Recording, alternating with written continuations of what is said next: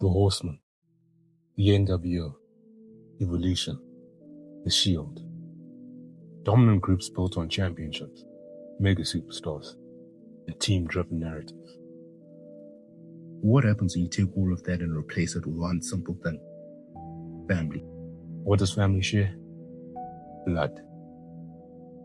This industry, look no further than the Bloodline. A group of cousins and brothers that embodies everything listed and stands as arguably the most successful family in professional wrestling, alongside the Harts, Blairs, and Rhodes. What separates the Bloodline, however, is that it isn't confined to just one era. It spans decades. High Chief Peter Maivia, grandfather of The Rock, traces back to the 1960s. Jimmy Snuka was a prominent figure of the Golden Era, alongside the Wild Samoans, Alpha and Sika, the latter being the father of Roman Reigns and Rosie. And there, we see Umaga and Rikishi, cousins to Yokozuna. Moving forward, Naomi enters the family through marriage to Jimmy Uso, while Nia Jax dominates the WWE today. And ladies and gentlemen, it's only scratching the surface. But in this series, we focus on a specific branch of the family, in a specific period in time. Not just the Bloodline as a legacy, but the Bloodline as a faction, at the turn of a new decade. Welcome to the Bloodline Saga, Episode 1, The Bloodline, Rise and Takeover. You see, the core three of Roman Reigns and the Usos had made sporadic appearances and references to their family bond for years prior to the 2020's domination. Whether it was against the New Day or the League of Nations, it was clear something was stirring, but it was never truly capitalized on. All three were in similar positions in their career, rather bland, tired babyfaces in desperate need of change, any change. Although the negative reactions toward Reigns were far more volatile than those towards his cousins, it was the Usos who were first to make the leap to the dark side. Fitting in the face paint and colorful attire for a more edgy, blacked-out look, the Usos birthed the Uso Penitentiary, a transformation that paved the road for championship after championship. Reigns, meanwhile, seemed destined for an eternal John Cena-like role. The good guy who was supposed to be loved but was relentlessly booed. He knew he had to switch it up. The pandemic saw Reigns take a break from professional wrestling, but with one condition on his return: a turn to the dark side. And that's exactly what happened. SummerSlam, Reigns returned by laying out both The Fiend and Braun Strowman, with a far more edgier presentation. It was clear the big dog was dead. The head of the table was born. Driven by blood and legacy, Reigns wanted back the championship he never lost. But he wasn't going into war alone. Paul Heyman emerged as his advocate, or rather, his wise man. The final nail in the coffin came at Payback, where a Wheelson-like victory earned Reigns the Universal Championship, sealed the transformation. This was a new Roman Reigns. He was first to step up and challenge the new champion. After earning a victory to become number one contender, it was none other than his cousin, Jey Uso. Jimmy sidelined due to injury, sparked a singles run for Jey. What a way to begin it, the chance to become world champion. The road to their clash was layered. Jey still saw Roman as his cousin, approaching the match as a friendly war between family. The two even teamed together in a tag match, with Jey offering the bark with the dirty work. Roman's intentions were far more sinister. His ego was driven by family legacy. He believed the weight of the NYE bloodline rested solely on his shoulders. And to lead a family, you need recognition, you need respect, you need acknowledgement. On the go-home show, Roman made that crystal clear, dropping Jey with a Superman punch that signaled just how serious this had become. Reigns vs. Jey Uso, Thunderdome, Clash of Champions, Universal Championship. If it wasn't already clear that Roman was different, this match proved it. Slower, more methodical, more egotistical. In the trash talk, Reigns belittled Jey, claiming he wasn't fit to feed the family, that only Roman could carry that responsibility. Jey was clearly in deep water. This was the biggest match of his career. Roman was just another night as the head of the table. Reigns dominated, but Jey mounted a comeback, showing a fire and fight we had never seen from him before. Near fall came within inches of the biggest upset of the century, only for Reigns to kick out with a low blow. Roman wasn't just trying to win, he was trying to beat the respect out of Jey. With Jey beaten down, the injured Jimmy Uso returned. begging Roman to stop and ready to throw in the towel.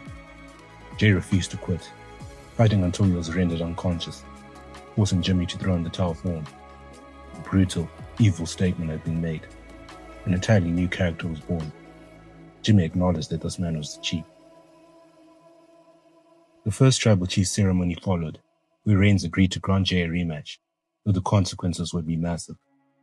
Roman didn't care about giving Jay another opportunity. He wanted acknowledgement. Jay slowly began to realize that the cousin he grew up with was gone. Using twin magic, the Usos briefly floored Reigns and landed one more shot before the second war. But Roman was unwavering. Acknowledge him or be cast out of the family, alongside their immediate relatives. Reigns vs Uso 2, Hell in a Cell. Not just any cell match, an I Quit match. The stakes were higher than ever. Family legacy took center stage in a brutal affair. Reigns relentlessly assaulted Jay, using spears, leather strap, and steel steps, even incapacitating referees to continue the punishment. When Jimmy intervened once again, Roman appeared remorseful, crying in the ring. But it was a lie. In an instant, he locked Jimmy in a guillotine choke, forcing Jay to utter the words "I quit" to save his brother. Reigns stood victorious. The Tribal Chief was cemented. The Wild Samoans joined him on the stage as the Usos lay broken in the ring. In SmackDown, Jay was forced to acknowledge Reigns, reluctantly doing so. And little did we know, a major shift was coming. Roman's manipulation and mind games changed Jay completely. The brutal assault on Daniel Bryan and battles with Kevin Owens for disrespecting Roman showed that Jay had succumbed. He bent the knee in the right-hand manner. Was officially born. So what was next for the newly birthed duo? As Jey Uso continued to prove his loyalty to his cousin, the WWE Champion over on Monday Night Raw prepared for a brand warfare clash. Arguably the two hottest stars in the company were set to collide, and of course, Jey Uso was once again tasked with doing the dirty work on the road to the pay-per-view. After a physical battle, Roman Reigns defeated Drew McIntyre following interference from Jey Uso, allowing Roman to recover from a claymore, deliver a low blow, locking the guillotine choke to make McIntyre pass out. The Tribal Chief stood tall once again. But next came a man who had plagued the Bloodline for months to come, Kevin Owens. Tensions between Owens and Jey Uso began to rise after Roman perceived disrespect towards the Tribal Chief. Roman aggressively demanded Jey handle the Kevin Owens problem, leading to a series of brutal beatdowns. But they don't call him Fight Owens fight for nothing. Owens retaliated, powerbombing Jey through a table and challenging Roman to a TLC match. Reigns took matters in his own hands, launching a vicious assault on Owens to set the stage for an explosive TLC match. The match delivered exactly that. Spears, pop-up powerbombs, on every table, ladder, and chair imaginable. It appeared victory was in Owens' grasp as he climbed the ladder, and once again, Jey Uso intervened. Roman struck Owens with a low blow atop the ladder, locked in the guillotine choke, and Owens crashed to the canvas, allowing Reigns to unhook the championship and retain. Jey had once again saved his cousin, desperately changing that approval. But Owens refused to go away quietly. With Daniel Bryan seeking revenge on Jey Uso, Steel Cage rematch between Owens and Reigns was set for the Christmas season, designed to keep Jey out. Shockingly, or perhaps not, Jey interfered yet again, handcuffing Owens to the cage and allowing Roman to escape with the title. Owens, the hard-headed SOB that he is, returned the following week, defeating Jey and beating him down afterward. This brought out Roman, one goal in mind, ending Kevin Owens for good. The cousins launched Owens off the Thunderdome structure in a moment that felt definitive. Kevin Owens was done. As the Bloodline tightened its grip on SmackDown, authority figure Adam Pearce was forced to step in. Through manipulation by Roman and Paul Heyman, Pearce found himself becoming number one contender after defeating Shinsuke Nakamura, setting up a Royal Rumble title match. But Pearce managed to weasel his way out, and his replacement was obvious. Fight Owens fight. He was back. Reigns vs Owens once more, this time last man standing. Somehow, he topped everything before it. Steel steps, Owens throwing off LED boards through an announce tape, and then a golf cart. Not a spot, but Roman Reigns literally drove a golf cart straight into Kevin Owens. No camera tricks, no cuts. It was as real as it gets. And still, Owens fought on. Swanton bomb off a forklift, Roman handcuffed. But with the help of Paul Heyman, Reigns escaped, locked in the guillotine choke, and Kevin Owens finally stayed down. Tribal Chief endured. Later that night, the Royal Rumble winner was revealed, Edge, and the road to WrestleMania was officially set. The next stop was Elimination Chamber, including the likes of Daniel Bryan, Jey Uso, and Kevin Owens. They all competed for an immediate Universal Championship match against Roman Reigns. Daniel Bryan emerged victorious, countering Jey Uso and landing the running knee to win the chamber. Reigns wasted no time, storming out to face a clearly exhausted Bryan. Bryan fought valiantly, even locking in the yes lock, but Roman escaped, applied the guillotine choke, forced Bryan to pass out, retaining the title. Post-match, Edge struck Reigns with a spear, making his WrestleMania intentions crystal clear. But the situation quickly became complicated. Both Edge and Bryan wanted a shot at Roman. Bryan earned another opportunity by defeating Jey Uso inside a steel cage, avoiding having to acknowledge Reigns as Tribal Chief. At the contract signing, Edge defeated Jey Uso and was named special guest enforcer for the title match. Reigns vs. Bryan at Fastlane was set, and it felt like a match made in heaven. With Edge looming on the outside, the dynamic created a unique and chaotic atmosphere. Bryan countered another Jey Uso interference and struck him with a chair before accidentally hitting Edge while aiming for Roman. Later, Bryan tapped Reigns in the yes lock and forced him to tap, but there was no referee. Edge snapped, attacking both men in frustration. When a second referee arrived, Reigns capitalized, pinning Bryan to retain once again. Deja vu. The Bloodline survived. At this point, controversy made the decision inevitable. Triple threat match for the Universal Championship at WrestleMania. Beyond the title, this match carried deeper meaning. All three men, Reigns, Edge, and Bryan, faced real-life battles that forced them away from the sport they loved.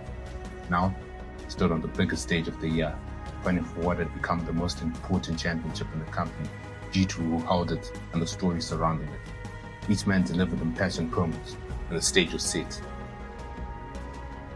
With Jey Uso winning the Andre the Giant Memorial Battle Royal, Reigns looked to complete a clean sweep. WrestleMania 37, Raymond James Stadium, Tampa, Florida.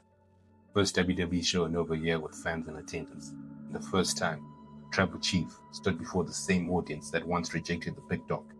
Now, he embraced the hate. And yes, once again, we witnessed an incredible match, one of the greatest main events in WrestleMania history. Jey Uso interfered late, but Edge neutralized him with a spear. Roman responded, spearing Edge, delivering a concerto, stacking both Edge and Daniel Bryan for the pinfall victory. Roman Reigns stood tall as the head of the table, closing WrestleMania as Universal Champion. Meaning, this was the moment that confirmed it. From the storytelling to the character work, the crowd interaction, Roman Reigns' transformation was complete. The world had acknowledged him. Next episode, the Bloodline synergy grows stronger, but ghosts from Roman Reigns' past begin to emerge.